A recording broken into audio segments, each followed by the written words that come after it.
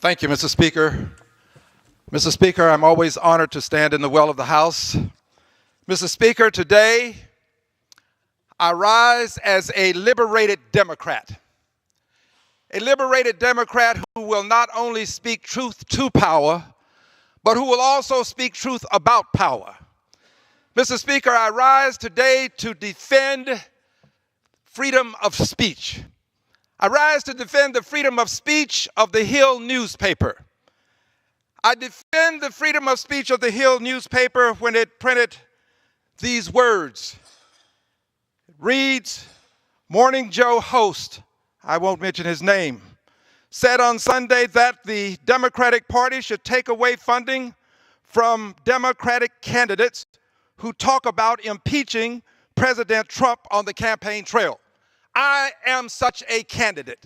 I have talked about impeaching the president, and I will continue to talk about impeaching the president. Hill goes on to say, and I'm defending the Hill for printing this, by the way.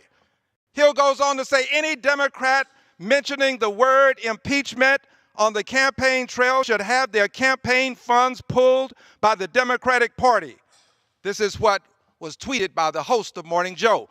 I defend the Hill's right to print it, and I defend the right of Morning Joe host to say what he said. And I hope people will defend and respect my right to say what I'm about to say. I will not be intimidated. I want the host to know that if those who have threatened my life couldn't intimidate me, he will not.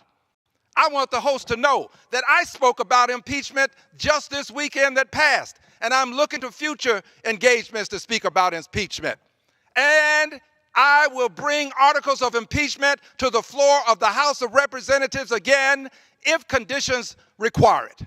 I am not afraid. I have no fear of these people who would have me abrogate my constitutional rights. I will stand and defend them, and I will exercise my rights. The truth is this: we all have a duty to speak up and speak out and stand up. That's what I will do. God bless you, and happy Valentine's Day. Gentleman yields back.